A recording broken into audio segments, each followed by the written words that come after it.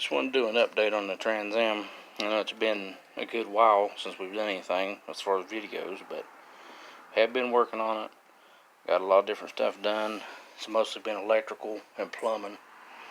I got the wires put together for the starter yesterday. They were just, whoever pulled the engine out of this before, which used to be a 403 Olds engine, cut them. So I had to put terminals on them. Luckily they were long enough to work. I've got the alternator wiring done. I had to put some ends, mostly on the little post, but I still need to tidy them up a little better. Got our battery mounted over here, new battery cables on. I need to reroute them a little bit. I'm not really liking how they look and how they're setting. And then got the transmission cooler lines in there. Like I said, we've been doing a lot of plumbing. I've got the heater box back in on the firewall side. Inside the firewall. I've never had the outside firewall box.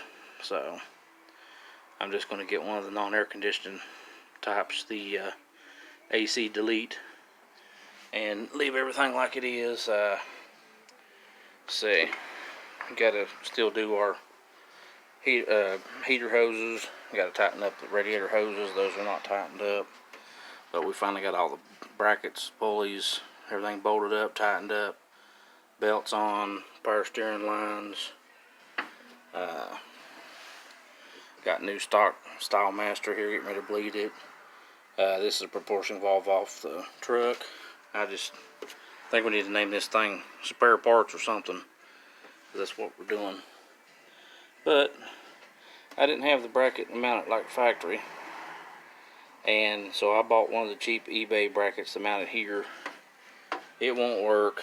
I'm not real happy with how it fits, but for now I think it'll be okay. Kind of had some weird funky bends and brake lines because of it, but you know, it is what it is. They'll work.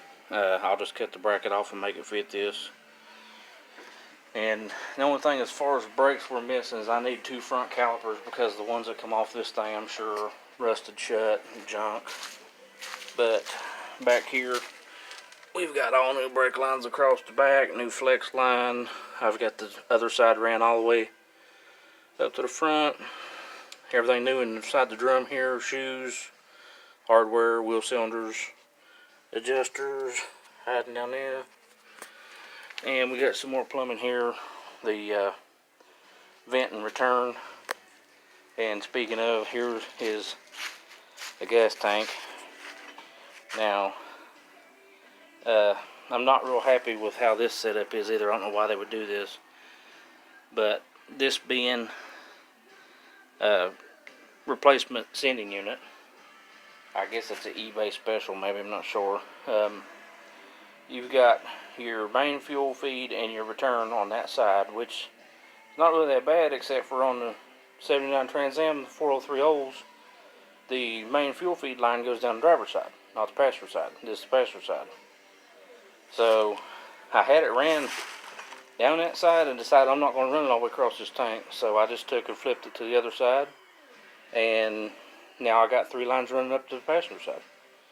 And then you got this funky return line, and of course, if you know Trans Am, they go all the way down and around, back over here. Mine's broke off right there, so I think I'm just going to cut it off right where it drops down, run rubber hose over the frame rail, and have all 3 of my fuel lines on that one side, and take care of that.